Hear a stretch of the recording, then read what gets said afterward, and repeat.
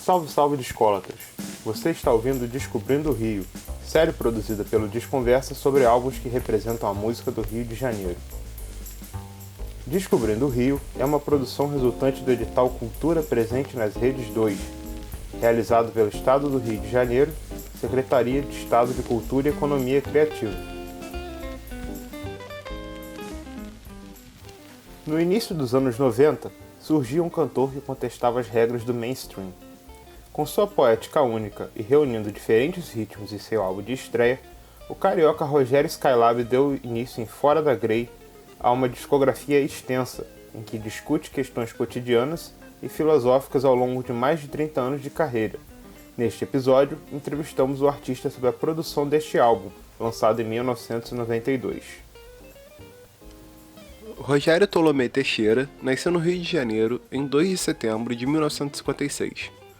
Após iniciar os estudos em Direito, o carioca foi selecionado em um concurso do Banco do Brasil e mudou-se para Maracaju, no Mato Grosso do Sul, onde morou por 2 anos.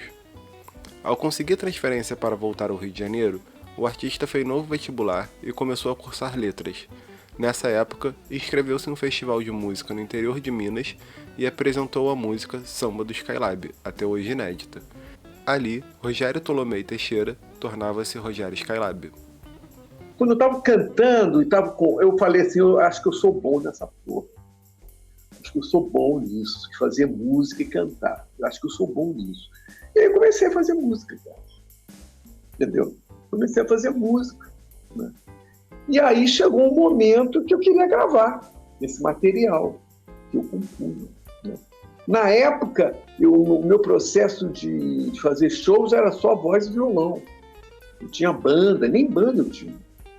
Quando eu fui gravar o Fora da Grey, eu não tinha banda.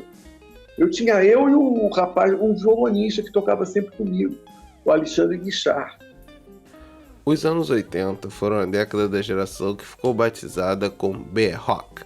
O rock nacional fazia grande sucesso nas rádios e bandas como RPM, Legião Urbana e Titãs eram os favoritos de público e crítica. Os anos 80 para mim foram anos muito fortes. Eu assisti o show de todas aquelas bandas. Todas elas. Ira, Titãs, Legião. Eu assistia todas as bandas. Entendeu? Era um som da vez, né?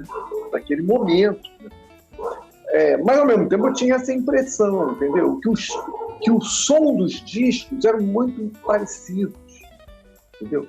A espécie de mixagem, muito, muito parecido, muito igual. Eu tinha essa impressão. Né? Com a passagem dos anos, isso ficou muito claro para mim. Embora admita a força desse momento, Skylab viu o B-Rock com críticas.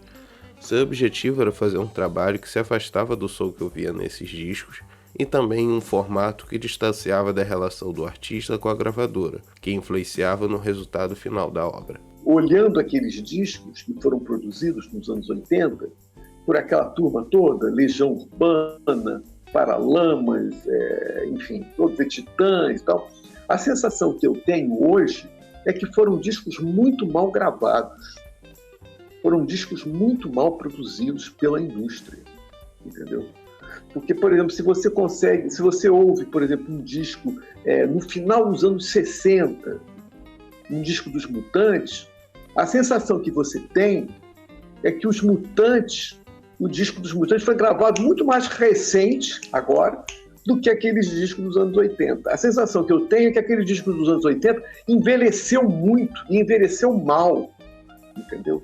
E muito em função disso, entendeu? Quem comandava ali era a indústria, entendeu? Os artistas, eles não tinham muita independência no sentido de, não, eu vou gravar dessa maneira. Não, eles eram levados pelos executivos das grandes gravadoras. Né? Então, eu tenho a impressão que esses anos 80 foi o último momento em que realmente as gravadoras colocavam a mão pesada ali na produção dos discos, entendeu? E os artistas tinham pouca independência para produzir os seus trabalhos. Né? E, por outro lado, as pessoas que compunham as bandas eram pessoas muito novas, entendeu?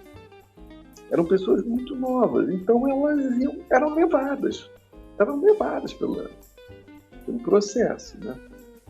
Eram muito jovens, né? Característica desse pessoal, dessas bandas, era classe média, né? E muito jovem. Então eles eram levados. E a gente não podemos nunca esquecer que nessa época se ganhou muito dinheiro, né? Porque nessa época a indústria ainda era pujante, né? E o rock era streaming, né? Era a bola da vez. O que se tocava nas rádios era rock, nos 80. Então se ganhou muito dinheiro. Enquanto alguns nomes carimbados dominavam os principais palcos do Brasil, o som underground do Rio de Janeiro se dividia entre vários bairros da cidade. Seja no centro, na zona sul, oeste ou norte, novidades apareciam na noite alternativa da capital fluminense. Eu me lembro que no final dos anos 80, o movimento punk já começava a ter força no Brasil. Ele, na Europa e nos Estados Unidos, ele já estava, né, porque aqui, na época, se chegava com muito atraso as coisas. Os movimentos chegavam com muito atraso, né? Então eu me lembro que o movimento punk começou a aparecer mesmo na segunda metade dos anos 80. Né? E aí sim, você tinha aquelas bandas de punk, aí era o underground mesmo, né? Tocavam muito no Meyer, né? Tinha que pegar o trem para ir lá num lugar no Meyer, onde eles se apresentavam, né? Depois surgiu o Garage, na Rua Ceará, na Praça da Bandeira, né? Aí sim, foi um movimento do underground. Eu sempre digo que o Rio de Janeiro é fraturado desde essa época, né? No Circo Voador tocavam as bandas conhecidas, né? As bandas que tinham prestígio social, que gravavam em grandes multinacionais. Ali o lugar preferido era o Circo Voador. E quem tocava no garage eram as bandas do underground. Havia uma fratura muito clara entre a Praça da Bandeira, de um lado, e o centro da cidade, do seu próprio. Seja em relação ao mainstream ou ao underground, Fora da Grey representa diretamente esse desejo de Skylab de ir na contramão do rock, que dominava a música popular naquele momento. Segundo o dicionário, o substantivo feminino Grey é sinônimo de rebanho, e a escolha do título é explicada pelo cantor. Eu tinha a sensação de que eu estava produzindo um disco fora, né, da palavra de ordem da época. A palavra de ordem da época era guitarra, baixo, guitarra, bateria, né? Essa era a palavra de ordem, né? E eu estava produzindo um disco fora desse esquema, né? Por isso que o título dele é Fora da Grey. Fora da Grey é o título do disco, né? Que é uma música chamada Fora da Grey. Grey é movimento, é rebanho, né? Então, o disco eu já tinha essa intenção muito clara de produzir um trabalho fora do senso comum. O senso comum era o rock. Custeando as gravações sem banda, sem a presença de um produtor ou empresário, Rogério Skylab entrou no estúdio Clave de Fá, localizado na zona sul do Rio de Janeiro, no bairro de Laranjeiras, para gravar seu primeiro álbum. Contando com 10 músicas que somam 36 minutos e 55 segundos, entre elas Blues do Para-Choque, Naquela Noite, Uma Ideia na Mão e um Violão Vagabundo na Cabeça, e Casas da Banha, Skylab gravou seu primeiro disco em 1992 ao lado dos músicos Alexandre Guichard, que tocou charango, bandolim, violão e viola de 10 cordas, Raimundo Nissoli, teclados, João Ataíde, contrabaixo e nas percussões, Edson Cortez e Dom Flá. Rogério compôs e gravou todas as músicas e foi responsável pelos arranjos. A mixagem foi realizada por Tito Albuquerque e Ricardo Mizutani foi o engenheiro de masterização. Embora destaque a importância de Fora da Grey para sua carreira, Skylab reconhece as dificuldades técnicas sofridas pela gravação, que custou na época 12 milhões de cruzeiros e saiu em uma prensagem de 1000 cópias. O disco sofreu todos os reveses que ele poderia sofrer pelo problema da falta de tecnologia, né? Esse foi um problema, né? O disco, se você ouvir o disco original, certamente você vai achar ele inaudível. Né? Porque ele foi muito mal produzido, né? Ele foi produzido num estúdio insignificante que ficava na Rua das Laranjeiras, ficava em Laranjeiras, na Rua Alice. Então, o disco foi produzido num estúdio chamado Clave de Fá, que era na Rua Alice. Mas era um estúdio absolutamente insignificante, né? E teve um pessoal bom ali, que estava, né? O baixista foi o diretor, foi o diretor musical ali, né? Que dirigiu as gravações, e era um cara que tinha uma puta experiência. Além disso, tinha músicos importantes, né? Tinha um pianista famosérrimo, né? Que tocava na noite, que tocou algumas faixas do disco, né? E o que predominou foi voz e violão e, às vezes, uma percussão ridícula, né? Enfim, o disco foi pessimamente produzido, né? Estúdio insignificante, um disco barato, né? Porque eu não tinha produtor, muito menos empresário, né? Então eu produzi o disco com meus próprios recursos, né? Naquela época, produzir um disco era caro. Com o passar dos anos, ficou mais barato produzir isso. Mas naquela época, produzir um disco de vinil era caro, era um processo caro. Entendeu? E eu, dentro dos meus recursos, foi o disco possível. Entendeu? Foi o disco possível. Em 26 de agosto de 1992, uma matéria de Mauro Trindade, do Jornal do Brasil, saudava Fora da Grey como um dos 10 melhores lançamentos daquele mês. O texto ressalta o depoimento de Skylab, que dizia: "Não fiz esse disco para vender, estou atrás de ressonâncias." Em contrapartida aos elogios, a mesma matéria ressalta que Fora da Grey não poderia ser considerado bom disco com sua percussão inclassificável e com um cantor utilizando uma dicção João Gilbertiniana que aborrecia pela insistência. O jornalista acrescenta que o disco também era inteiramente a parte da massa amorfa despejada pelos rádios de sucesso.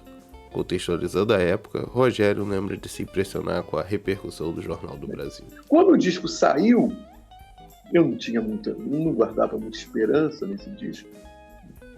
Eu fiquei impressionado porque ele foi muito bem recebido pelo Jornal do Brasil, que na época era o melhor jornal da cidade do Rio de Janeiro. Depois o Jornal do Brasil entrou em decadência e ficou o Globo mesmo. Está até hoje o Globo.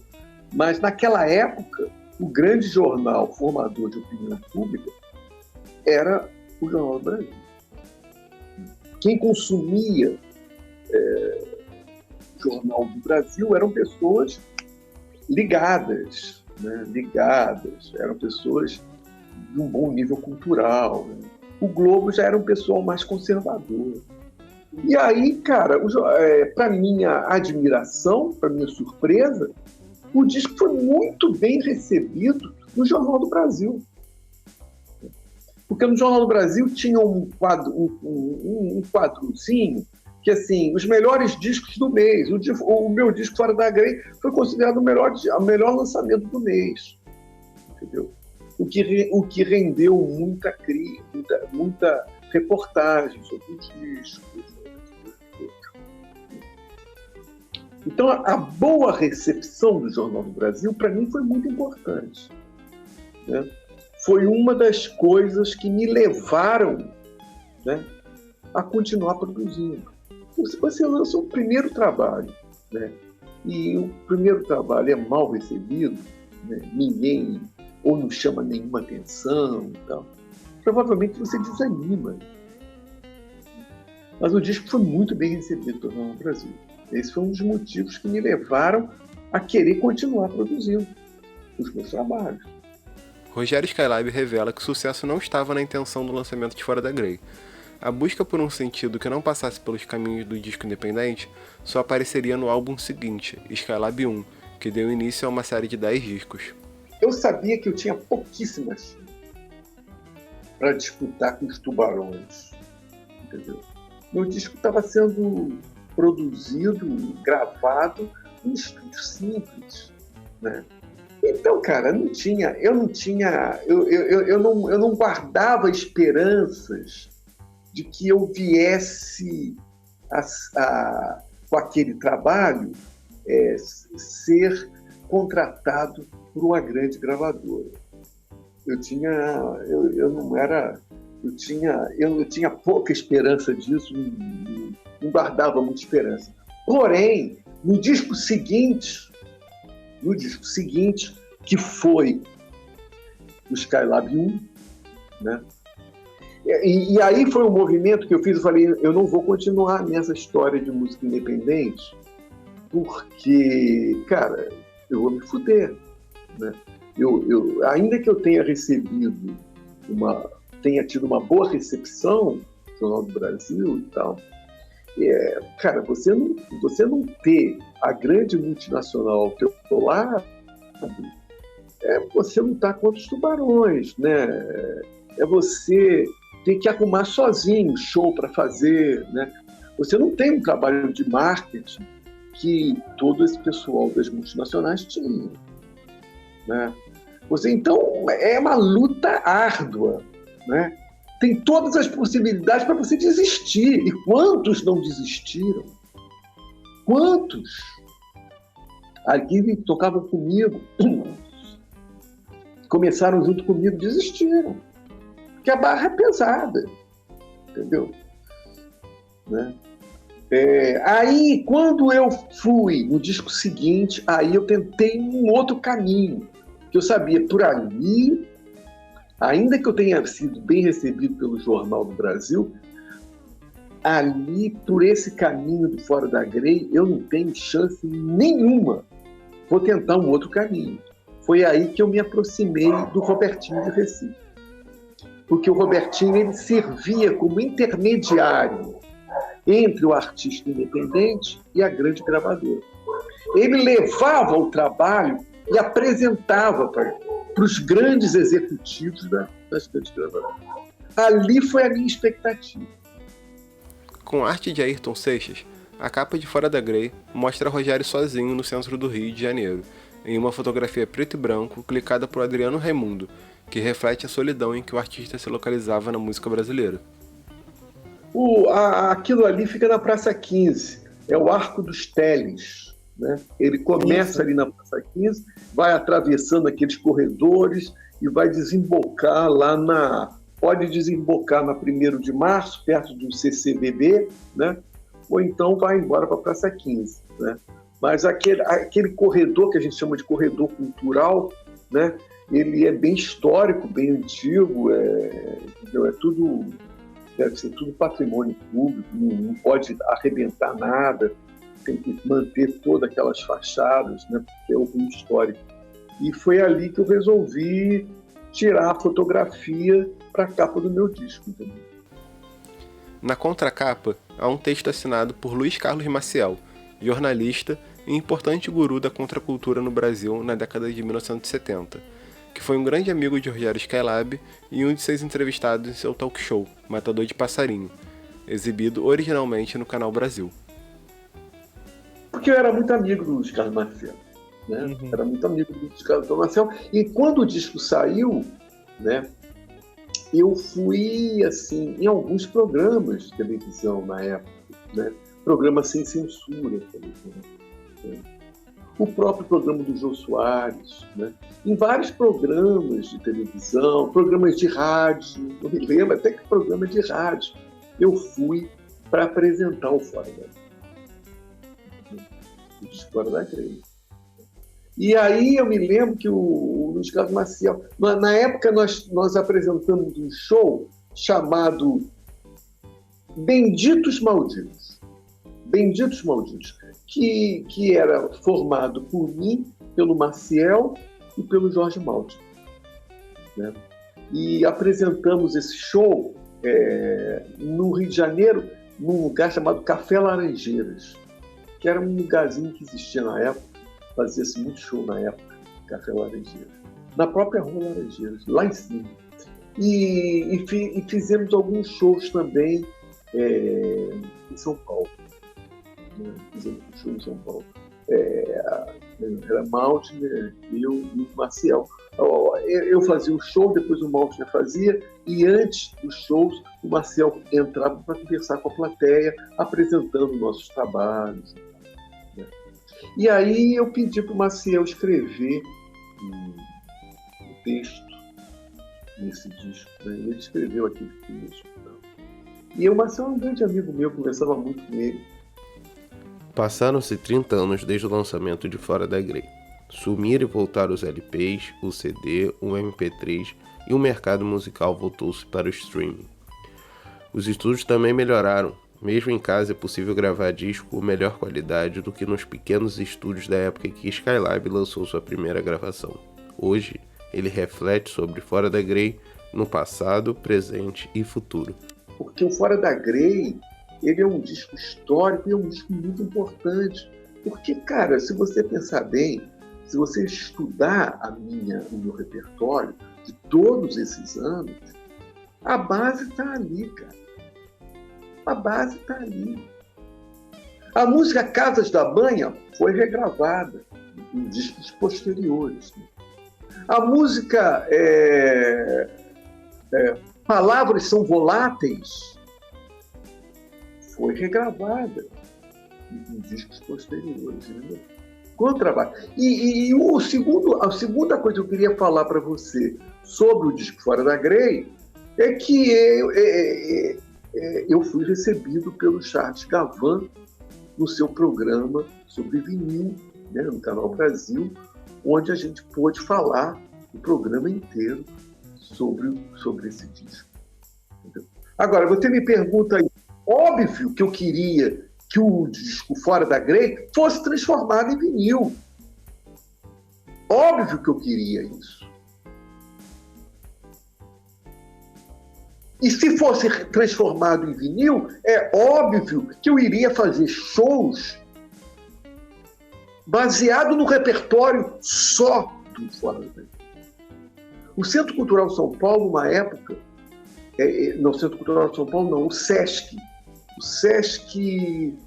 acho que foi Belenzinho, o Sesc Belenzinho, lá em São Paulo, me procurou para fazer uma noite só do Fora da Grey. Fiquei super feliz, falei, pô, que bom, cara, vou gravar. Mas depois eles mudaram de ideia, eles quiseram que eu fizesse um show normal, não baseado no disco. Mas eles tinham um projeto que era isso, de gravar uma noite gravando só o disco tal. Eu sempre sonhei, até antes de morrer, viver essa experiência. Viver essa experiência de transformar o Fora da Grey em vinil, com uma devida remasterização, e poder fazer show de lançamento cantando só as músicas do Fora da Grey. A ideia de relançar Fora da Grey em vinil chegou a ser estudada. O artista explicou a história em post de seu Facebook de 29 de março de 2020, cujos trechos reproduzimos a seguir. A Bilesk Discos, uma empresa do interior de São Paulo que vem fazendo um belo trabalho com a música brasileira, me procurou para relançar em vinil meu primeiro disco, Fora da Grey. Fiquei muito feliz, até porque a remixagem e remasterização do material ficaria por conta de Ricardo Garcia. Melhor referência não pode existir. No programa O Som do Vinil, do Charles Gavan, eu muito falei sobre esse disco. Acho mesmo que esse disco ilumina toda a minha discografia.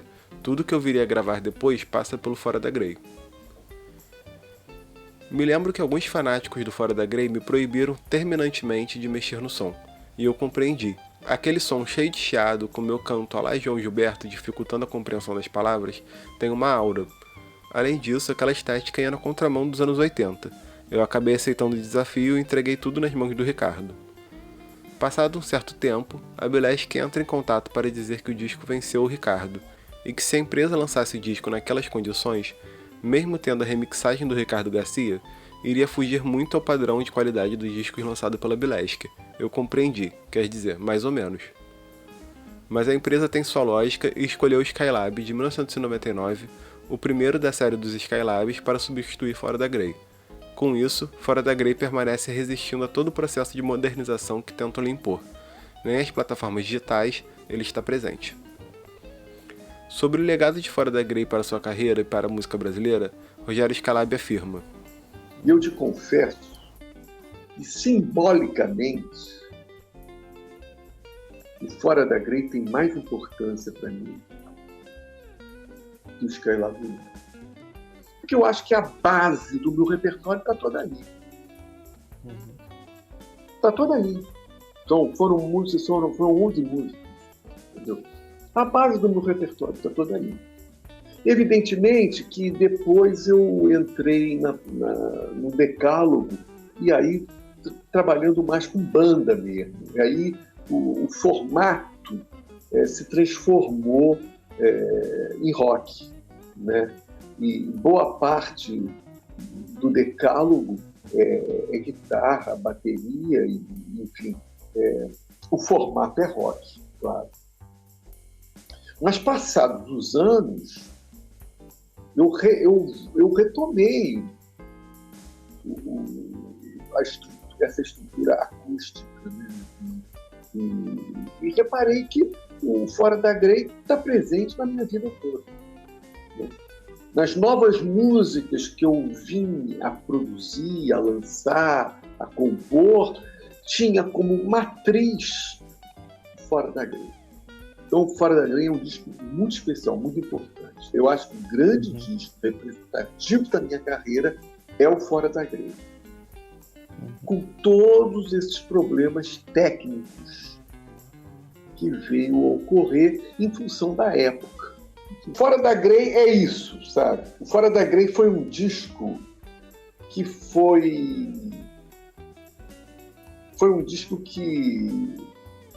recebeu muito nãos, recebeu alguns sims, né? Pela recepção do Jornal do Brasil, mas ele recebeu muitos nãos, né? Não conseguiu chamar a atenção de nenhum grande executivo multinacional, não foi gravado em nenhuma multinacional, e mesmo depois, né? Mesmo depois de muito tempo, em alguns momentos em que se tentou retomá-lo, né? Seja para transformá-lo em vinil, seja para cantar num show do Sesc, na virada cultural, ele acabou também recebendo não. Esses nãos que ele recebeu é que o transformam em um objeto raro. A potência do Fora da Grey está intimamente ligado aos nãos que ele recebeu. É isso que o faz tão potente. E alguns seguidores do Skylab, antigos seguidores, têm a consciência disso. Todos dizem que é um grande disco. Às vezes eu me perguntava como que ele pode saber que é um grande disco, já que um disco é tão difícil de ouvir, é tão complicado, é quase inaudível, mas eles tinham a consciência, muitos, que são fãs mesmo, né, que me acompanham muito, eles tinham a consciência de que era um grande disco. Isso eu ficava meio admirado com essa postura.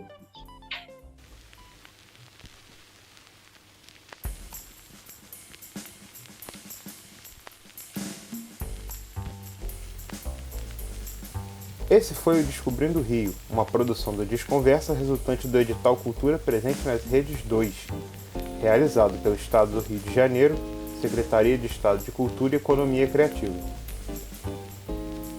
Roteiros, produção e narração por Lucas Vieira, Vitor Silveira e William de Abreu. Edição, Vitor Silveira. Identidade visual, William de Abreu. entrevistas por Lucas Vieira. Siga @Desconversa nas redes sociais e acesse nosso site, desconversa.com. Desconversa, o seu portal de notícias em 33 rotações.